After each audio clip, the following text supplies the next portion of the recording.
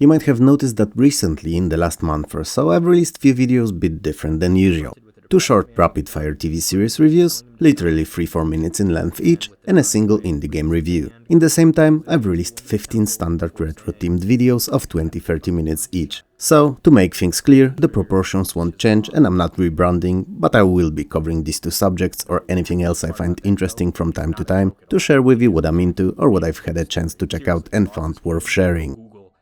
So, with that disclaimer out of the way, why are we here today? To talk about the Game Awards, which is not an upcoming game show, Xbox Showcase or PlayStation Developer Direct, but a new oddly named indie game. I don't think that I'll manage to drop this video before it releases on 27th of February, so as you watch this, it's out already. You'll find the Steam link for it in the description below. Robert, the developer, sent me the key for it asking to check it out, and I am grateful to him for doing so thank you, Robert. I really appreciate it. Same as last time, however, getting the key did not influence my outlook on the title, and I'll say only what I really think about it. The Game Awards is a very odd thing. Yes, thing. Cause while it's a game, it also isn't. I know I'm confusing myself here too, but the confusion is what I felt most throughout the gameplay, so that's surprisingly fitting. It was clearly made to take a jab at the various Game Awards shows that there seems to be more now each year than the games releasing. And, well, as it is now, it's not great. But let's not get ahead of ourselves here. The game starts with a variation on the hunter and the bear in the woods joke, you know, the one where the bear takes advantage of the hunter numerous times. And it's not a bad joke, straight up sets you on the path of not expecting anything too serious from what you're about to experience. And good, cause sadly, as much as I would like to, I will not praise the game a lot. Or games actually, as it's a trio of self-contained and not really connected to each other experiences. Each of them starts with a voice intro by the developer himself, often accompanied by a female friend of his. And these are light-hearted, funny and setting the mood for what's to follow. What is following them, however, is a bit disappointing. First game is an exploration, walking simulation, 3D adventure platformer mixture. Yeah, a lot of them rolled into one. And technically speaking, it's the one of the 3 that has definitely gotten the most attention. As far as I could tell, there's no objective here really other than to find all the notes scattered around beautifully lush 3D forest environment and to read all the jokes contained within said notes. Some of these are rather good, some way too obscure or too specific to the game designer subculture, if I can even call it that, to land. Perhaps you'll get all of them, I didn't. But since it can be on me and not on the dev, let's not hold it against the game and consider it a me issue. The cartoon-like graphics here are really well done and look like something that could have been a background to an entire separate game itself, if it was given any enemies, plot and objectives other than walking around it and reading to work with. It's a bit wasted opportunity in my eyes. But I don't really get the whole idea of taking a piece at the game industry anyway, so it's clearly something going over my head.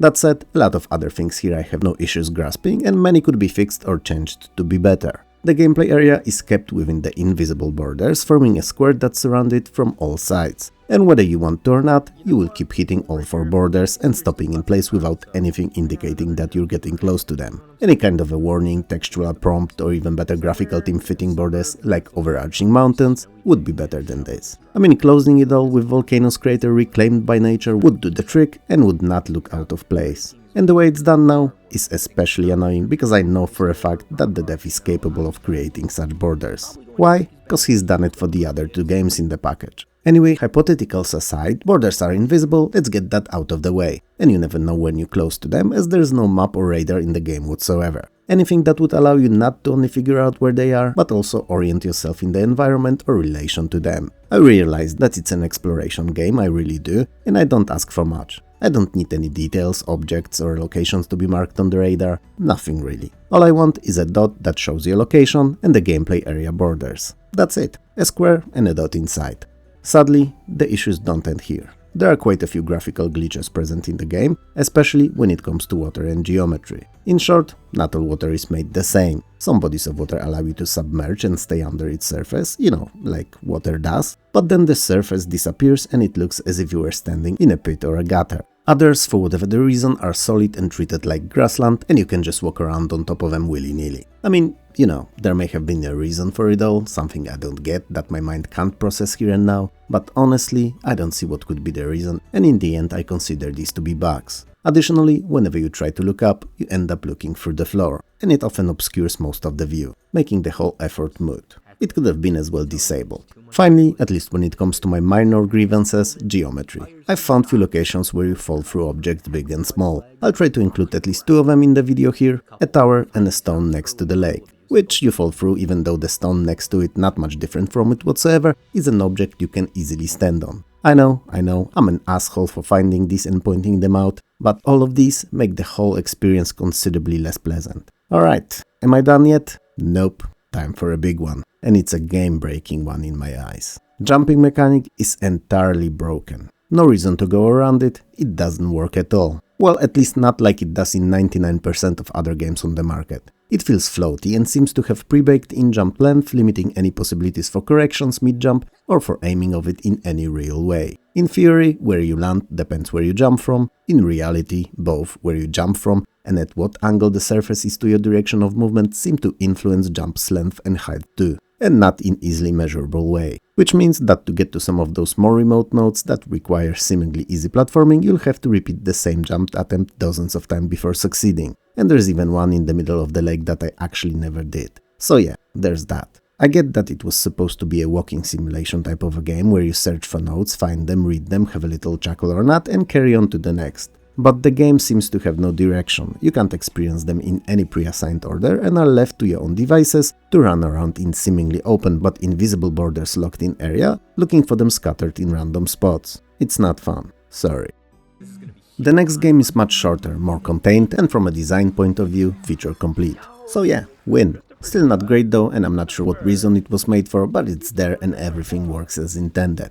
Once again, the graphics are excellent, especially for an indie and mostly solo effort. I'm not sure if the dev made them all by hand or were they purchased in part or most of them, but they're rather good and pleasant to the eye. It takes place in an old rundown church ruins or a temple of sorts, and it's very detailed, reminding me of Souls-like games with its graphics. Your aim here is to get the highest possible score by killing creatures that I can only describe as raids of sorts. It's one hit, one kill kind of affair, and it goes both ways. So you hit them once, it's considered a score, and they die. And when they hit you, you die and the run is restarted and you have to amass points from zero again. The gimmick is that each time you kill a raid, it near instantly respawns in the same spot, split in two, duplicated. So the longer you survive, the more of these come at you all at once. You have a dodge and attack, and that's pretty much it, but the controls are rather odd and it's very difficult to gauge the range of the enemies, or yours for that matter, to attacks, so getting any real score skill will require time and practice. But since what I told you so far is all that this particular game has to offer, I don't think anyone will. I'm not sure if the raids can be killed once and for all, removing them from gameplay, but the loop wasn't interesting or playable enough for me to keep trying longer than the few odd minutes I did.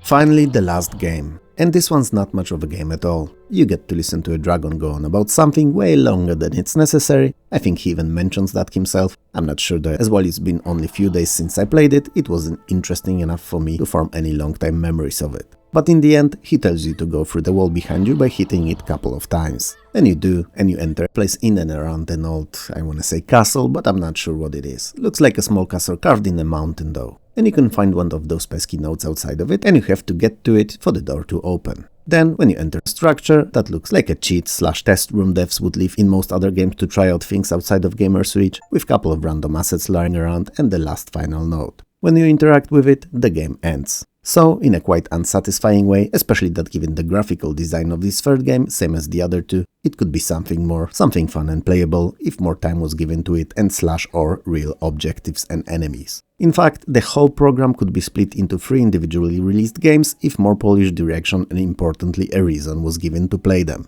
I don't see any. And I really don't wanna be mean here. But I didn't enjoy myself playing the games, other than the dialogues between the two narrators and some of the jokes.